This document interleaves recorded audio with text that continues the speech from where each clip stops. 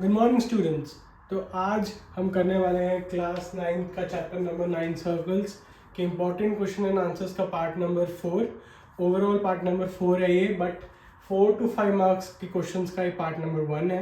हम already 1 markers का एक पार्ट कर चुके हैं, 2-3 मार्कर्स के 2 पार्ट कर चुके हैं। इसके अंदर हमने जो इम्पॉर्टेंट 1 मार्कर्स और 2-3 मार्कर्स आते हैं फ्रॉम द चैप्टर सर्कल्स वो कर लिए हैं। अब हम 4 to 5 मार्क्स वाले करने वाले हैं, ठीक है। सो 4 to 5 मार्क्स वाले क्वेश्चन में जो सबसे पहले टाइप्स ऑफ क्वेश्चन में आते हैं उनमें से 2 जो सबसे इम्पॉर्टेंट होते हैं, मतलब इम्पॉर्टेंट है जो एग्जाम पर्सपेक्टिव से, वो सबसे इम्पॉर्टेंट नहीं है out of all the 4 to 5 markers, but वैसे क्वेश्चंस ये ज़्यादातर आ सकते हैं इस टाइप के अंदर, ठीक है। तो ये मैंने दोनों एक साथ लिखे हुए हैं, हम एक एक करके दोनों को सॉल्व करेंगे। तो हम पहले फर्स्ट क्वेश्चन पे चलते हैं एंड समझने की कोशिश करते हैं कि क्वेश्चन क्या ना कर चाहता है, ठीक है। इसमें हमें फिगर गिवन नहीं है तो इसमें हमें ज़्यादा ध्यान देना पड़ता है, जैसे मैंने आपको पहले भी बता रखा है, ठीक है। ठीक है, तो हमारा फर्स्ट क्वेश्चन है, if non parallel sides of a trapezium are equal prove that it's cyclic, ठीक है। ठीक है, चलो पहले तो मतलब समझते हैं। Non parallel sides of trapezium, अच्छा मुझे एक चीज़ बताओ, एक हमारा ये ट्रेपीजियम होता है, ठीक है। ट्रेपीजियम की एक ये प्रॉपर्टी होती है, सिर्फ एक प्रॉपर्टी होती है कि any quadrilateral having one pair of opposite sides as parallel, ठीक है। तो एक साइड हमेशा पैरेलल होती ही होती है, ठीक है। तो अब हमें इसमें क्या किया हुआ है कि नॉन पैरेलल जो हमारी साइड्स है, द नॉन पैरेलल साइड्स, ठीक है, यहाँ पे सॉल्व करते हैं इसको।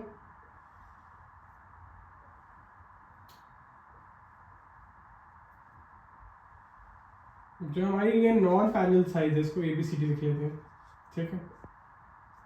हमारी जो नॉन पैरेलल साइड्स है वो इक्वल है, हेंस हमें क्या गिवन है कि AD is equals to BC, ठीक है। प्रूव दैट इट्स साइक्लिक, ठीक है। तो मैं ऐसा करता हूँ, इसको x लिख लेता हूँ और इस बाइसेप को y लिख लेता हूँ, ठीक है। और यहाँ लिख देता हूँ कि मैं प्रूफ क्या करना है, x is equals to y, proof given, ठीक है। This is to prove this is given, ठीक है। हमें सिर्फ इतना गिवन है कि AD is equal to BC and AB is parallel to DC, ये तो ट्रेपीजियम की प्रॉपर्टी है, ठीक है। AB is parallel to DC। चलो सॉल्व करते हैं इसको, ठीक है। कैसे सॉल्व करेंगे, चलो इधर फोकस रखो। हम पहले क्या करेंगे, A से लेकर DC पर एक परपेंडिकुलर ड्रॉ करेंगे, ठीक है, कर सकते हैं। This is also known as the altitude of the trapezium. ये एरिया निकालने में हेल्प करता है ट्रेपीजियम के, तुम आगे भी पढ़ोगे, तुमने 8th क्लास में पढ़ा होगा, ठीक है। ये मैंने एक इसमें आराम से एक परपेंडिकुलर ड्रॉ कर दिया, ठीक है। सिमिलरली मैं यहाँ से भी परपेंडिकुलर ड्रॉ कर दूंगा, ठीक है। इसको मैं मार्क कर लेता हूँ E, इसको मैं मार्क कर देता हूँ F, ठीक है। तो जब मैंने दोनों परपेंडिकुलर्स ड्रॉ कर दिए हैं तो आप देखोगे कि अगर हम किसी 2 पैरेलल लाइन से परपेंडिकुलर ड्रॉ करते हैं, ये प्रॉपर्टी, ये चीज़ ध्यान से सुनना, 2 पैरेलल लाइंस, मान लो ये 2 पैरेलल लाइंस है, अगर हम इसमें इनके बीच में एक परपेंडिकुलर, कई 2 परपेंडिकुलर, 3 परपेंडिकुलर ड्रॉ करेंगे, उनकी लेंथ हमेशा सेम होगी, ऑब्वियस है, वेरी ऑब्वियस, राइट। क्यों? क्योंकि देखो मान लो मैं अगर ये देखो, ये 2 पैरेलल लाइंस चल रही है, ये 2 पैरेलल है कार्डबोर्ड में भी, इसकी अगर मैं परपेंडिकुलर बिल्कुल स्ट्रेट एक ऐसी लाइन ड्रॉ कर दूंगा 90 डिग्री पे, वो हमेशा ऑब्वियसली इक्वल ही होगी ना, है ना, वो डिस्टेंस तो हमेशा इक्वल ही रहेगा। तो हेंस ये और ये भी इक्वल हो जाएंगी। तो हम मेरे पास पहली चीज़ क्या आ गई, AE is equals to BF, और ऑल्सो मैंने क्या कहा था, परपेंडिकुलर ड्रॉ किया है, तो ये भी 90, ये भी 90, ठीक है। और क्या है हमारे पास, यहाँ से उठा लेते हैं, AD is equal to BC, ये हमें गिवन है, A is equal to BF हमने ड्रॉ किया है, ठीक है। और 90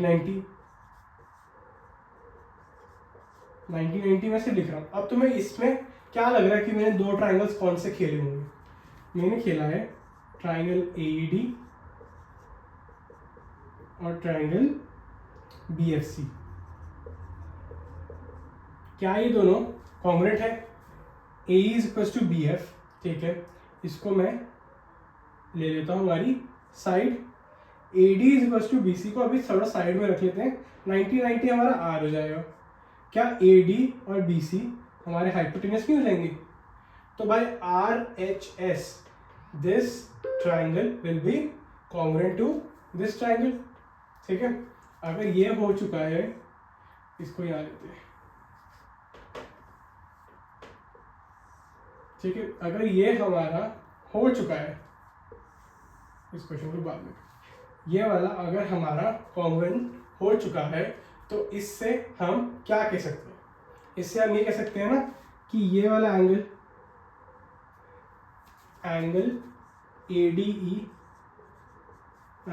ADE is equal to angle BCF CPCT। देख लो भाई, एंगल ADE ये वाला angle is equal to angle BCF ये वाला एंगल। बिल्कुल सही बात है, कोई दिक्कत नहीं है। अगर ये एंगल इसकी इक्वल है, ये एंगल इसकी इक्वल है, ये वाला एंगल इसकी इक्वल मिल चुका है, ठीक है। अच्छा, मुझे एक और चीज़ पता है, अच्छा ये 90 नहीं है, 90 तो ये है, इसको हटा देता था कि कन्फ्यूजन में। ये एंगल और ये एंगल इक्वल है, ये भी 90 नहीं है, फिर 90 समझ लो इनको। 90 ये बस साइड वाले से जो हमने एल्टीट्यूड या फिर परपेंडिकुलर ड्रॉ किया, ठीक है। अच्छा मुझे बताओ, AB is parallel to DC, AB is parallel to DC, so bye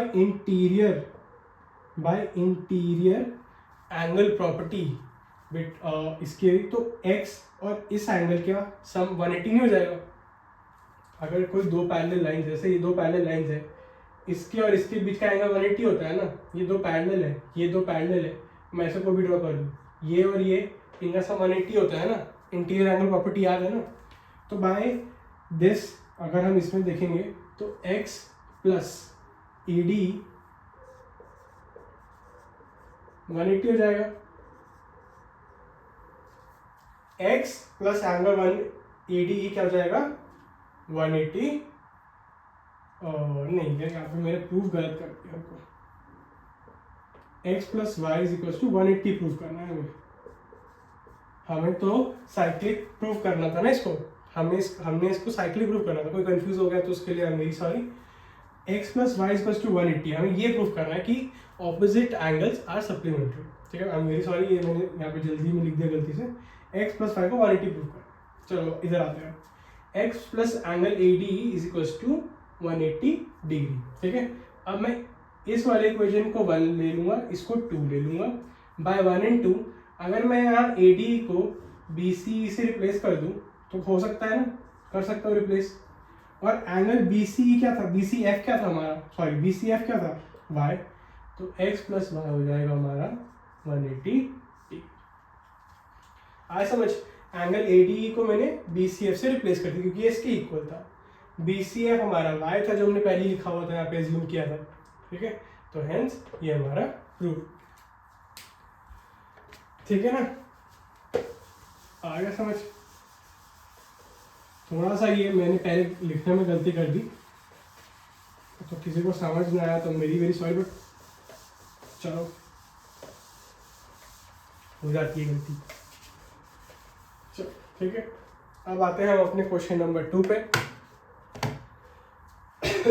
इसको साथ साथ ड्रॉ करेंगे, इसमें फिगर गिवन नहीं है, यहाँ ड्रॉ करते हैं। ABCD इज अ पैरेललोग्राम, पहले तो यही लिख लेते हैं, पहले तो यही बना लेते हैं। ABCD is a parallelogram. A circle through AB is so drawn that it intersects AD at P and BC at Q. Circle through AB is drawn, मतलब कुछ सर्कल ऐसे AB के थ्रू ड्रॉ हुआ है, ऐसा कुछ समझ सकते हैं हम। AB के थ्रू ड्रॉ हुआ है, AB के थ्रू हुआ है, मतलब AB को इंटरसेक्ट कर रहा है वो circle. It intersects AD at P, P हो गया ये, ठीक है, and BC eight Q।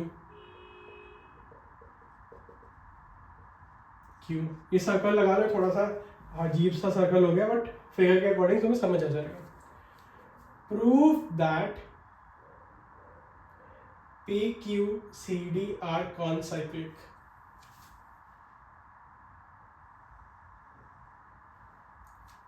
Prove that PQCD are concyclic. Concyclic का मतलब क्या होता है? कॉनसाइक्लिक का मतलब होता है कि वो एक सर्कल पे उनके सारे पॉइंट्स लाई कर रहे हैं। बेसिकली इसने हमें क्या कहा है कि PQCD को साइक्लिक प्रूव करो। कॉनसाइक्लिक का मतलब है कि वो साइक्लिक क्वाड्रिलेटरल होना चाहिए, ठीक है। PQCD को साइक्लिक प्रूव करो, ठीक है। चलो कर लेते हैं क्वेश्चन। हमें पता है, हमें सिर्फ इतना गिवन है कि ABCD इज अ पैरेललोग्राम, और हमें एक चीज पता है कि APQB इज साइक्लिक। दिख रहा है फिगर में, एक सर्कल के चारों तरफ ये है, सिर्फ ये वाला पार्ट की बात कर रहा हूँ मैं। APQB इज साइक्लिक, और हमें पैरेलल तो पता ही है, ठीक है। चलो ठीक है, हम पहली चीज क्या कर लेते हैं, इसको लिखते हैं x, इसको लिखते हैं y, ठीक है, इसको लिखते हैं z, इसको लिखते हैं क्या लिखे x y z v लिख लेते हैं, ठीक है। पूरे को z v, ओके। हमें पता है कि ये एक साइक्लिक क्वाड्रिलेटरल है, APQB इज साइक्लिक, तो x प्लस वाई क्या हो जाएगा 180 डिग्री। साइक्लिक क्वाड्रिलेटरल की प्रॉपर्टी होती है कि ऑपोजिट एंगल्स आर सप्लीमेंट्री, ठीक है। y प्लस z क्या है 180 डिग्री। कैसे? ये देखो y प्लस z, एक स्ट्रेट लाइन पर दोनों एंगल्स, लीनियर पेयर प्रॉपर्टी, ठीक है। x y प्लस z हो जाएगा 180 डिग्री। तो by this and by this can I say कि x is equal to z, x plus y भी 180 है, y प्लस z भी 180 है, तो x is equal to z हो जाएगा। कोई दिक्कत नहीं है, बिल्कुल सही है सर, बिल्कुल सही है। चलो अच्छा, अब मुझे एक चीज बताओ, AB is parallel to DC, AB is parallel to DC, क्योंकि ये पैरेललोग्राम में ऑलरेडी यहाँ पे गिवन है। AB is parallel to DC, hence x plus v will be equal to 180 degree. Interior pair है, x प्लस v 180 हो जाएगा। सही कह रहा हूँ मैं? बिल्कुल सही कह रहा हूँ, बिल्कुल सही कह रहा हूँ सर। x प्लस v 180 हो गया, ठीक है। अब मैं इसको लेता हूँ 1, इसको लेता हूँ 2, x is equal to z है, मैं क्यों ना इस z को इधर पुट कर दूँ, तो क्या ये ऐसे हो जाएगा? बिल्कुल सर हो जाएगा, हो सकता है। और अब क्या करना है, अब तो मुझे सिर्फ इस फिगर को देखना है। अगर z plus v is to 180 degree है, विद दिस मीन्स कि PQCD इज साइक्लिक क्वाड्रिलेटरल, क्योंकि इसके ऑपोजिट एंगल्स का सम इक्वल टू 180 डिग्री है, ठीक है। और ये हो गया हमारा क्वेश्चन डन। तो दो, ये क्वेश्चन थोड़ा वैसे ट्रिकी लगता है, बट वेरी इजी क्वेश्चन है, बहुत आसान है। पैरेललोग्राम जहाँ आ जाए उस वक्त तो फिर वो इतने सारे पॉसिबिलिटीज ओपन हो जाती है, क्योंकि उसके पास इतनी सारी प्रॉपर्टीज है। बाइसेक्ट करता है, उसका डायगोनल बाइसेक्ट करते हैं, वो पैरेलल तो है ही है, तो एंगल्स भी मिलेंगे ही। तो पैरेललोग्राम का तो बड़ा फायदा है, opposite sides are also equal, ठीक है। चलो हम चलेंगे अपने क्वेश्चन नंबर 3 पे, जिसके लिए हमें चाहिएगी फोन की ज़रूरत क्वेश्चन लिखने के लिए, ठीक है।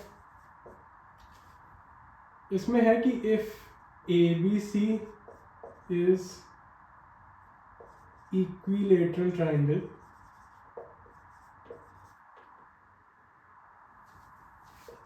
इन अ सर्कल, सर्कल के तीनों साइड से ए इंस्क्राइब इन अ सर्कल का मतलब होता है इसका, ठीक है।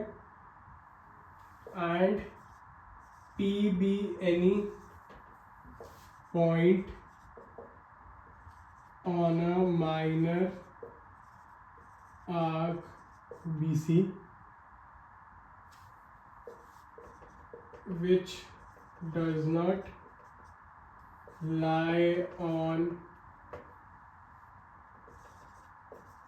B or C,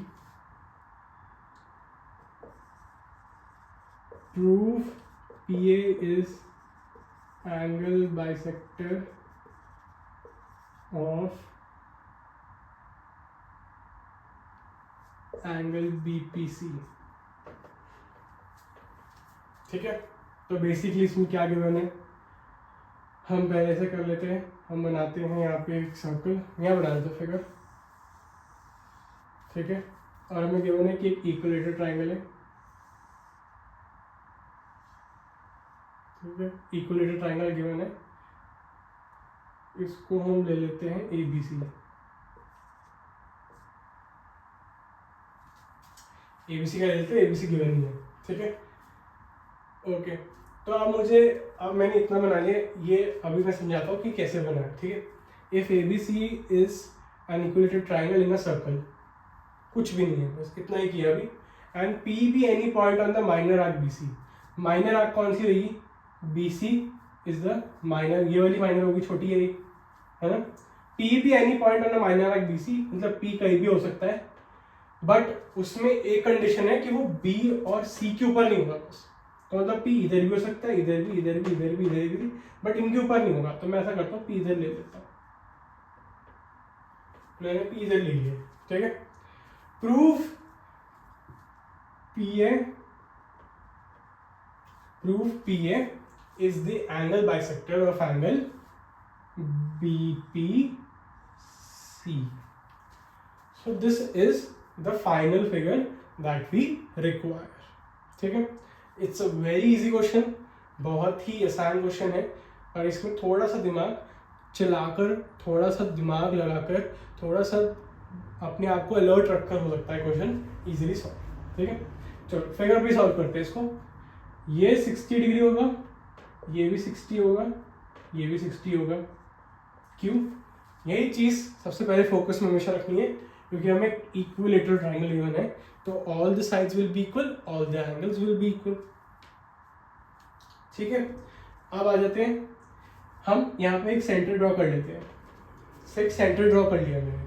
ठीक है, मुझे एक चीज़ बताओ कि अगर मैं इसको इससे ऐसे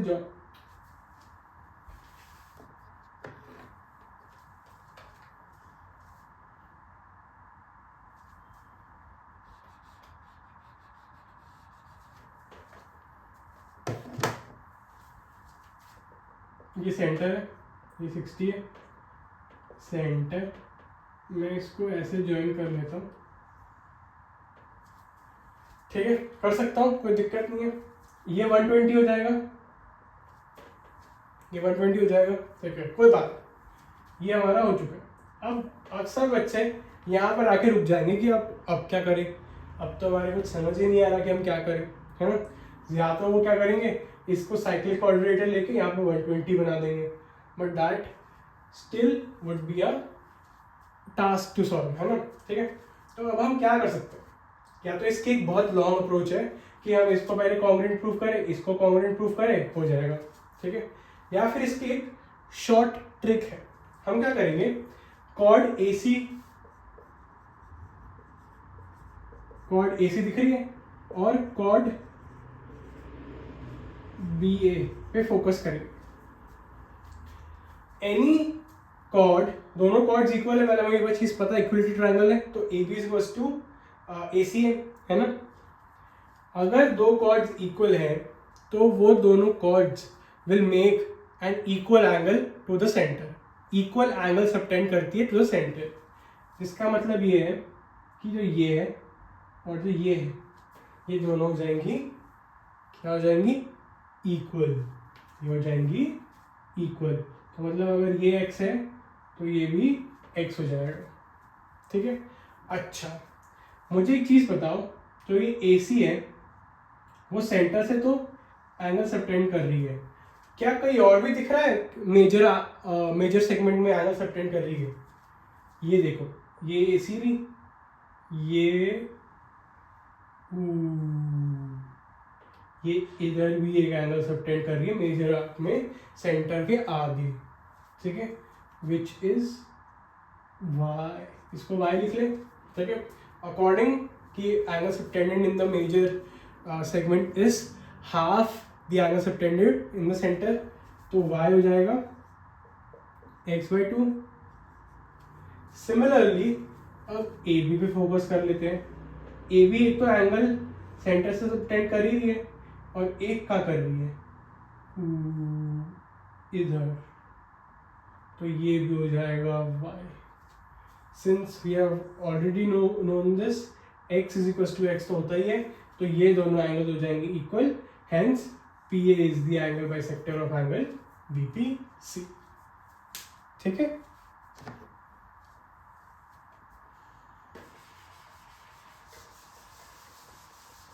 था ना इंटरेस्टिंग क्वेश्चन. अब इसमें वैसे ना बच्चे कई बार क्या करते हैं, ये वैसे तो एनसीईआरटी में उसी बेसिस पे गिवन है, क्योंकि इसका अगर तुम शॉर्ट सॉल्यूशन लिख के आओगे तुम्हारा टाइम भी बचेगा और टीचर जो विजिटर होता है जो चेक कर रहा होता है वो भी बहुत इंप्रेस होता है कि तुम्हें नॉलेज अच्छी खासी है. बाकी तुम इसको कॉन्ग्रुएंस से करोगे वो भी सही है पर उसमें टाइम काफ़ी लगेगा. ठीक है.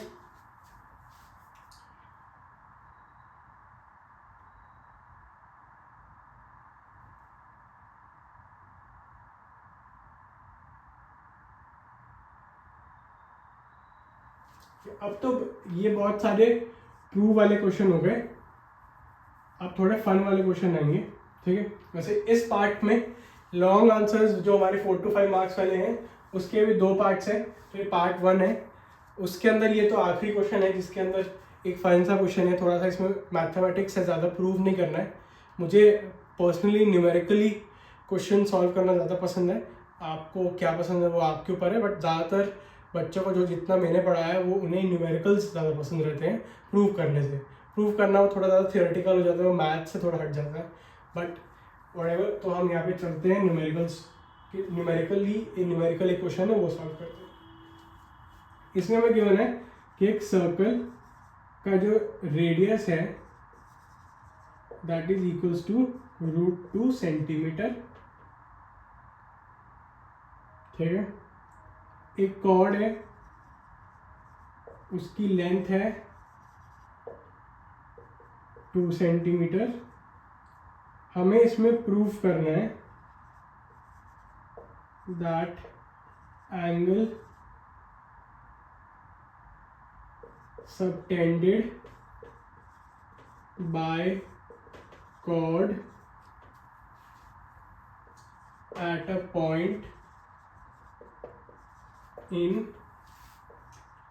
Major segment is 45 degree. ठीक है. ठीक है. थोड़ा सा प्रूफ आ गया बट इसमें न्यूमेरिकल का है, अच्छा खासा न्यूमेरिकल है इसमें. ठीक है. तो पहले हम करते क्या है, यहाँ एक सर्कल बनाते हैं. हमें रेडियस गिवन है √2. ठीक है.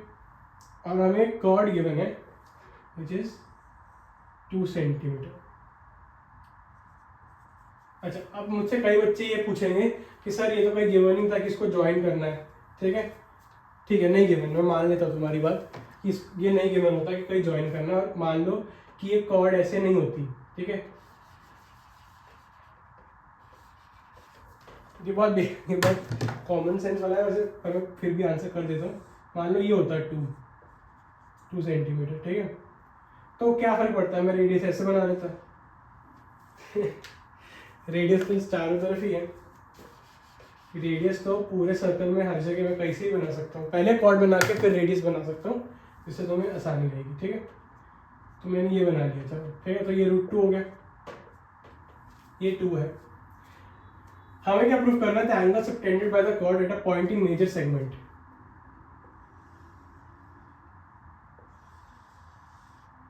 इसको 45 डिग्री प्रूफ करना है. ठीक है. चलो करते हैं. मैं क्या करूँगा, इसको O मार्क करूँगा और इसको यहाँ से ऐसे करते हुए परपेंडिकुलर ड्रॉ करूँगा एक, और यहाँ पर क्या कर दूंगा, D लिख दूंगा. ठीक है. अच्छा मुझे बताओ, सेंटर से लेकर अगर हम किसी भी कॉर्ड पे एक परपेंडिकुलर ड्रॉ करते हैं तो वो इसको बाइसेक्ट कर देता है. अगर ये D, इसको A ले लो, इसको B ले लो, तो AD will be equal to BD.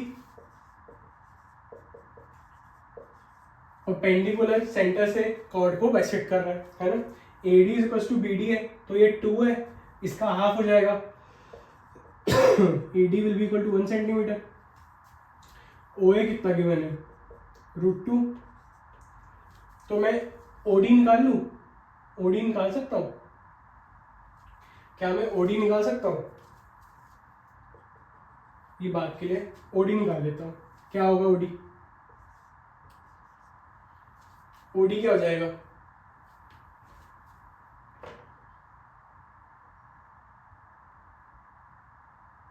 बताओ ओडी क्या हो जाएगा? ओडी हो जाएगा हमारा ओ ए का स्क्वायर माइनस ए डी का स्क्वायर का रूट। आया कैसे समझ? कैसे हुआ? समझ आया? ये एक राइट एंगल ट्राइंगल बन गया तो पाइथागोरस थ्योरम लग जाएगा। पाइथागोरस थ्योरम कहता है O D square plus A D square is equal to O A square, O D square plus A D square is equal to O A square.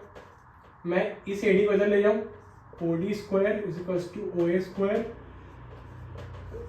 Minus A D square, तो O D square O D हो जाएगा root of O A square minus A D square. ये मैंने यहाँ लिखा। अब आया समझ?